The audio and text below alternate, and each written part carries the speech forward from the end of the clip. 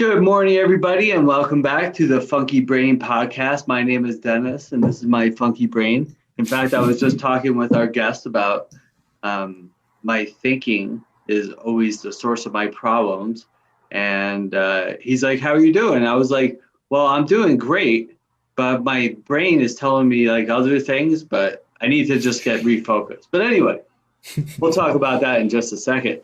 But so again, our guest today, he's joining us from the UK. He's the host of the Personal Development Mastery podcast. Love the name of that. His mission is to inspire you to rise up, grow, stand out, and move towards the next level of your life, towards the best version of yourself. I love that. That's obviously one of my goals here too on my podcast.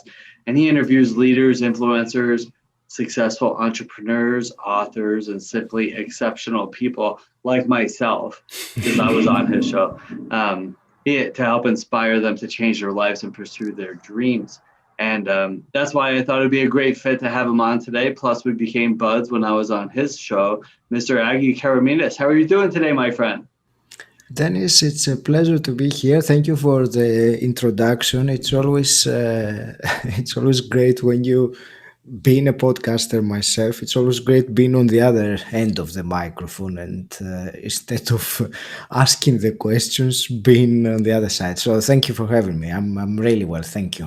Yeah. Well, I mean, when I was on your show, and we had such a nice talk, and it was real organic and comfortable, and I love that. Why don't you tell us a little bit about like your journey? What got you into doing your podcast and sharing your experiences with others? Share with us a little bit about what got you to where you are right now. The beginning that I'm Greek originally, so I grew up and born and grew up in Greece. About 10 years ago, I moved to the UK following a dream that I had. So it was just a decision based on my instinct that this would be the right thing for me. So I left everything I knew behind and took 2 suitcases and my dreams and hopes and moved to the UK, and it's been the best decision I've ever taken in my life. I am a dentist by profession. I've practiced dentistry for 20 years, even though at the moment I'm phasing out of it, shall we say, for many reasons, but the main reason being that I feel that dentistry has brought me where I am right now, but it can't take me to where I want to be for the next stage in my life. Being in my mid-40s, and I suppose people who are in a similar age, they can probably relate that you start to see things in a different way. That triggered some kind of need inside of me to change and to grow. It was about 4 years ago when I really embarked in an intense journey of self-exploration, personal development, and I think that the last 4 years I have changed more as a person than I had changed in the previous 40 plus years. So. Isn't it crazy how it works like that? Like, it would be nice if it was just like a long, even flow of growth and understanding instead of just like these spikes and crashes. Like, I can relate. Like in the last 4 months or 5 months now, I'm going through a separation. I've grown more in the last 4 or 5 months than in the last probably 15 years. It's amazing, isn't it? The key is to appreciate the journey rather than expecting that everything will be a smooth sail, because probably that would be very boring if we had a constant stream of growth and no challenges. Besides that, it's challenges that allows us to grow. We can't grow when we are comfortable, isn't it? The big, massive spurts of growth almost always come from the pain and the suffering. If you think about it. So, okay, the health is good, the relationship's good, plenty of money in the bank, everything's going really well. Why do I need to change? Right? So we don't learn anything when everything's going really well. It's when we're forced to learn something because we want to get better, or we need to get better, or we need to change. Then we find a way. A common thought that we have is only if I only had this, then everything would be better. If I only have money, everything would be better. If I had a better job, if I had something that I loved more, whatever. And this is interesting for you. This is what just made me think of this. So you're a dentist. like you're pretty successful probably. You've done a lot in your life to get you there. You worked hard probably to get to where you are today, and you're not fulfilled. You're feeling like it's time to move to a next thing. So that's a great example that I want to share with somebody. Like, explain that to us. Oh, well, you have all those things that people sitting around are wishing, if only I had that, then my life would be better. You have those things and you're longing for more. There are two things really. First of all, wanting more, I think it's normal in life. We have to grow. We either grow in life or we die.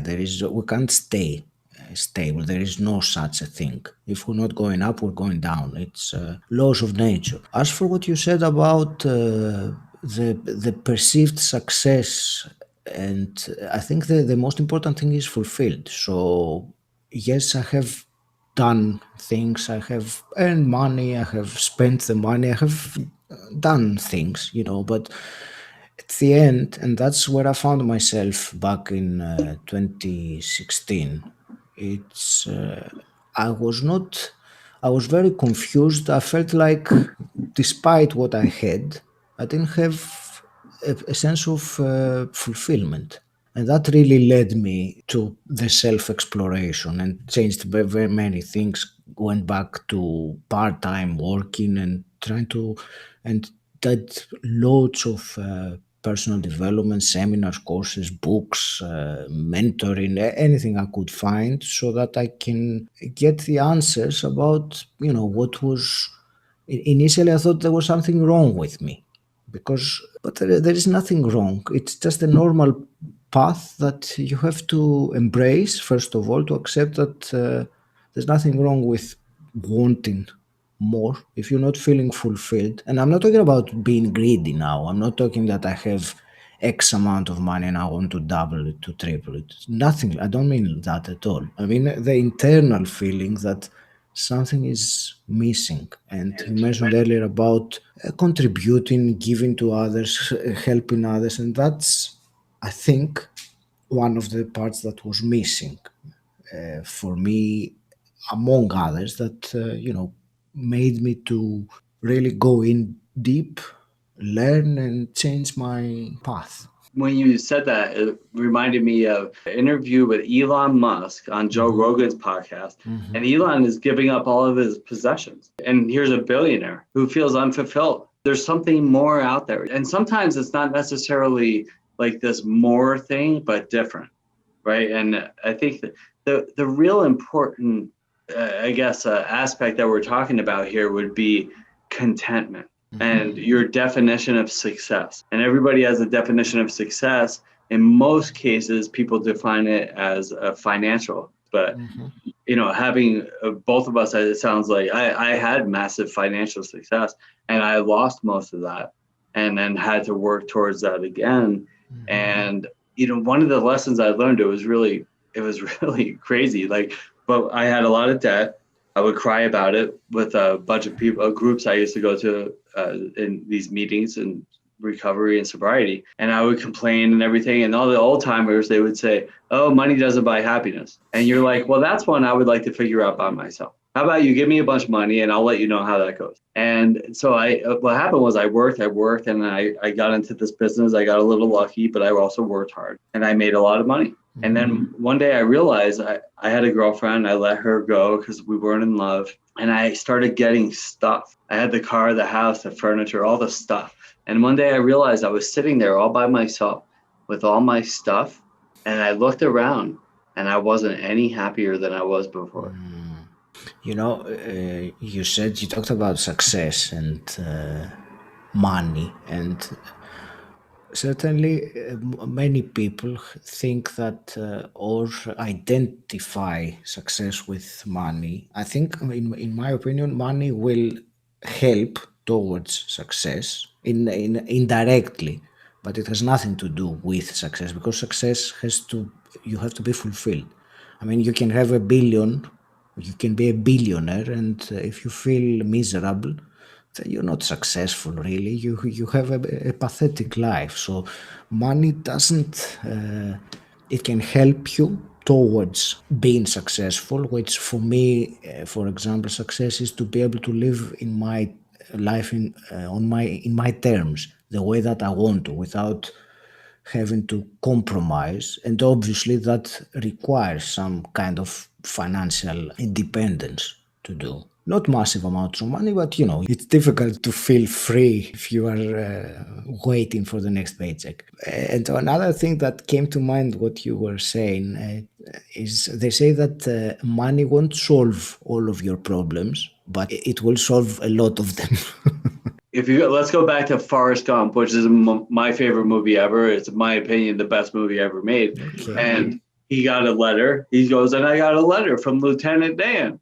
And it said that we invested in some sort of fruit company, which was Apple. And he said, and then we wouldn't have to worry about money anymore. And I thought, well, that's good. One less thing.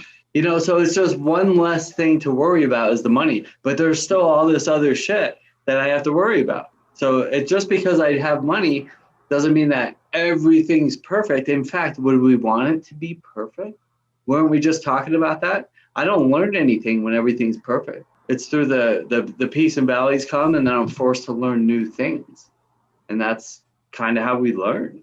What are some of the struggles that you run into in your life and some of the tools that you use to overcome your struggles, to keep pushing you through to get to where you want to be? I think it's a matter of staying consistent with some routines that I do, probably daily basis, and being as much true to myself, honor myself, and having integrity. All these things help. Yes, there will be times that I will sleep or struggle with emotions, and I think that's the best piece of advice, but I can't say that I have mastered that fully yet, but I'm growing, I'm learning. So I think if someone can stay with the emotion, so if they feel anger or sadness or any negative emotion, boredom, or it can be different things, and can actually, rather than fighting it, because yes, it is unpleasant, but rather than fighting or trying to move away from it, if you can manage to stay with it and observe it, and I think meditation is one of the most useful tools I've found, because it builds up some kind of emotional resilience or understanding inside of you. What I find that is very, very useful is a change in my physiology, my body. Something like that can shift a negative emotion. For example, go and have a cold shower. Your emotional state will change immediately. It sure will. And you'll also have health benefits, so you're not destroying your health or anything. So, or go for a quick run, 10, 15 minutes, a sprint or something like that. It's a fantastic tool. I think it's one of the most useful ways that I have found personally that work for me to change an emotional state. Absolutely. Yeah. Our bodies were designed to move. If we sit around feeling sad and sorry for ourselves, or focus on whatever little problems that are going on in our life, or even if they're big problems, that's how our day's going to go. We have a choice. But if we go out and exercise, get our body and our blood moving, our brains also start moving, and we find solutions to whatever's going on up there. And you mentioned the focus as well, which is really take your focus out of whatever it is that troubles you and put it into something else, ideally a solution. So it's the more you focus on the problem, the worse you're going to feel, because you just spiral down. Instead of doing that, shift your focus, take it away from the problem. So what can you do about it? What's the solution? Changing your focus from the problem to the solution is very helpful. Absolutely. Yeah. And so tell me, what inspires you besides I think part of your inspiration is growing and helping others and doing the podcast. What else inspires you to really push yourself through on a daily basis, especially when things are hard? You already mentioned growth. That certainly inspires me. And the other thing that very high on my values is learning. Whenever I have the opportunity to learn something new, something that I'm interested about, obviously, I enjoy it. That inspires me and drives me forward in all sorts of different ways. It can be a book, it can be listening to a podcast, it can be learning how to use a new app on my computer. It doesn't really matter as long as it is something that stimulates my intellect. That I find that inspiring, and it excites me. And Yeah. sometimes it's frustrating because I can't figure it out, but I persevere, and then you have that sense of satisfaction, that dopamine that you've done it. Yeah. Yeah. Well, yeah, when you stop learning, you die, or you feel like you're dead inside. It took me a little while to pick up on that too. Most people, they want to get the most out of life with the least amount of effort. And, we reach a certain spot where we get comfortable or with what feels like comfortable, and then you stop growing. It's your responsibility to grow. Like the world isn't responsible to keep you excited and entertained and full of money and life and all that. Like you have to go out and do that on your own. And you do that by learning, by reading books, by listening to podcasts, or trying new things. And most people don't latch onto that concept. Danny, you reminded me of that analogy of a tree. When does a tree stop growing? It never does it? So a tree never reaches a stage and says, okay, I'm all right now. I'm tall enough, I'm strong enough, I'm going to stay comfortable. It keeps on growing. Many people, instead of emulating this kind of behavior that is in all nature, they'd rather sit under the tree and take a nap and enjoy the shade for a long time. But it doesn't work like that. When you stay comfortable for a long time and you don't challenge yourself, as I said in the beginning, something in your life will challenge you. You can't remain like that. It's impossible. It goes against the rules of life and the universe. Yeah, I agree with you. And something important about that, I think, is it's why I love what I do. And so I'm a coach. And I also have a coach, somebody who helps show me the way, because I don't know everything. If I reach that point where, and I love how did you say it? You were like, if you're not challenging yourself, you're going to hit a point where life is going to challenge you. And what happens is that happens a lot. It probably, for some people, it happens more than we would like for it to happen. But then we get stuck. Because you're like, okay, now I know I need to change, but I don't know how to. And so I think it's really important to have people in your life. Well, first of all, to have the awareness and also to be humble enough to say, I would like to go there, but I don't know how. I need help. And so I think it's important to have people in your life to help get you where you want to be in life, and ask for help and then go get there. Like, let's focus on your goals.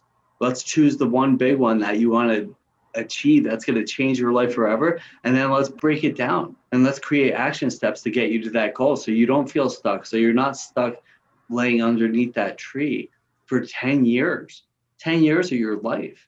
And then let's get you there. I guess one last question here I want to know is, like, when you are what's something that people misunderstand about you? I think that maybe some people would assume that the way I am right now, or the way that someone that who meets me or listens to my podcast would assume that I have been like that always, whereas in truth it was nothing like that. I mean, I have, as I said earlier on, the last 4 years I have changed very much as a person. So I'm not sure if that is exactly misunderstanding, but it's the best answer I can give. The thing that came to mind when you asked me.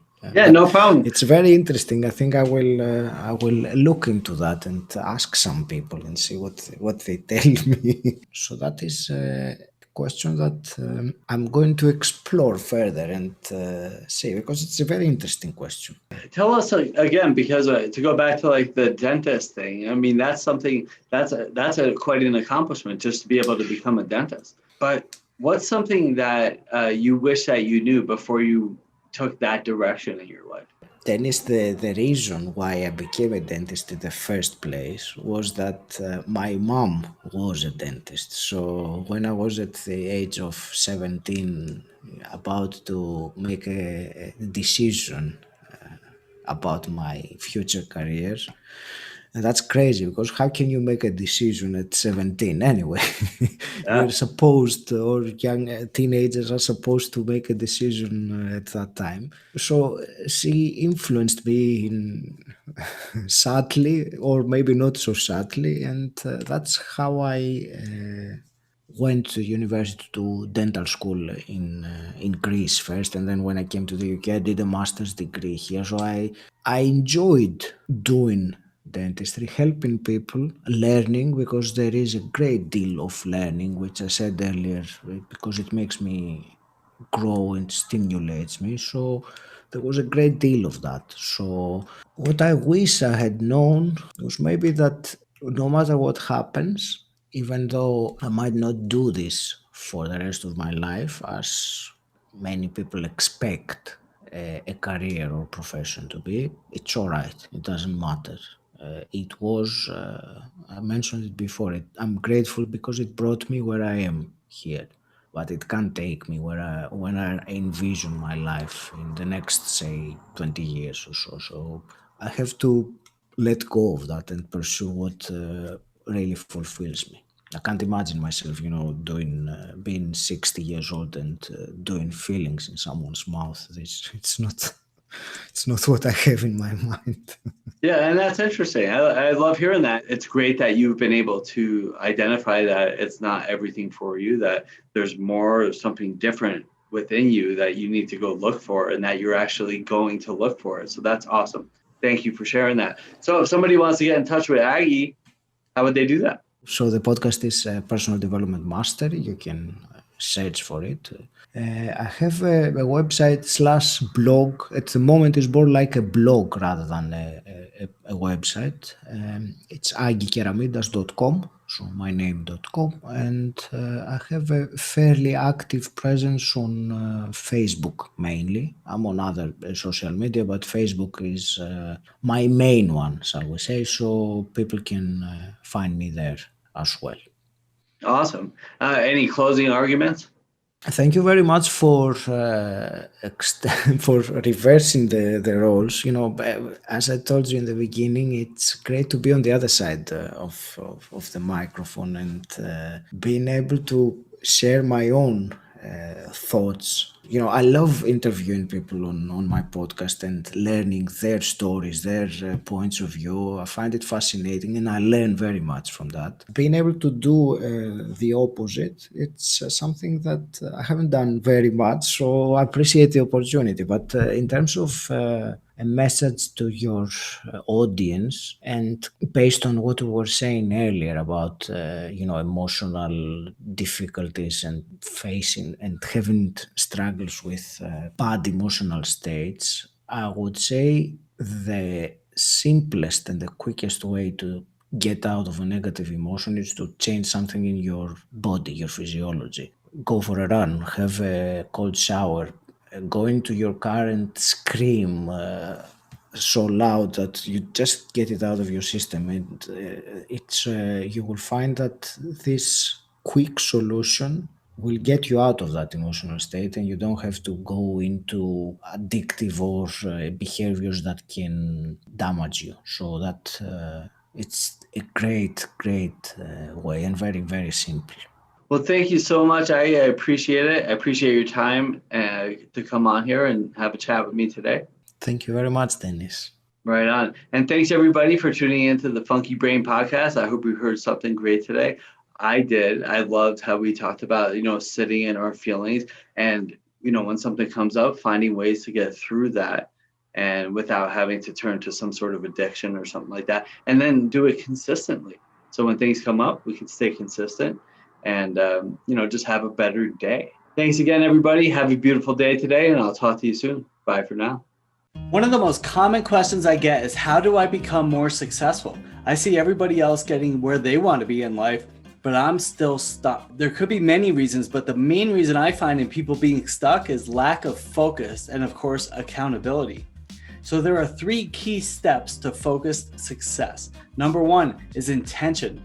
Taking action with intention. Intentions should be extremely exciting and reasonable, not umbrella goals. They need to be realistic and achievable.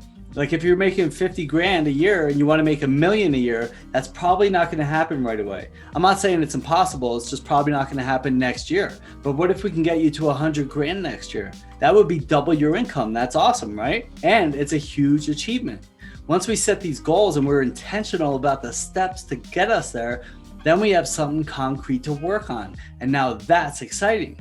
And they need to be in writing, not just in your brain. Remember, my brain is my problem. I think all the time, all over the place. I need to write them down and get them concrete. Now that's intention. The second step for focused success is gratitude. Create gratitude statements that are fun and passionate, but truthful and focused in reality. So if you're making 50 grand a year and you want to make 100 grand, then say, I'm grateful for the work I get to do to keep me living my life so I can get to my goal. I'm grateful for eating well and exercising so I can get to my goal of losing 50 pounds. I'm grateful for my kids, my partner, my house, my pool, my car. Stay in gratitude. There's no better way to stay positive and on track than living in gratitude. Third step for focused success is action. And action steps are everything. Let me repeat that. Action steps are everything.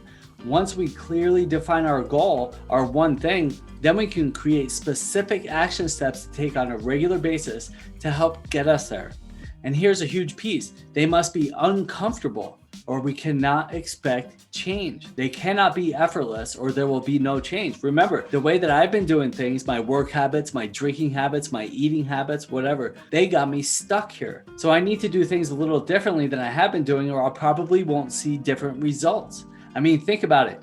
If I could have achieved these things on my own, I probably would have by now. So these goals, they need to be measurable. They need to be put on a timeline. Monday at 10 a.m., I'm doing this. Tuesday at noon, I'm doing this. When I'm working with my clients, we have lots of homework. And when I ask them, when will you have this done? And they say something like, maybe by the end of next week, I say, that's bullshit. Please have that to me by tomorrow morning, tomorrow by dinner at the latest. This is how you get results. The old you without an accountability partner would say, maybe by the end of next week. And then nothing would ever get done. That's how we got stuck here in the first place. Does that make sense? So hopefully some of this rings true with you and you're ready to make drastic changes in your life. If you don't know where to begin, or if you're looking for that push to get you to the next level, please reach out. Give me a call and set up a free session to start radically changing your life forever.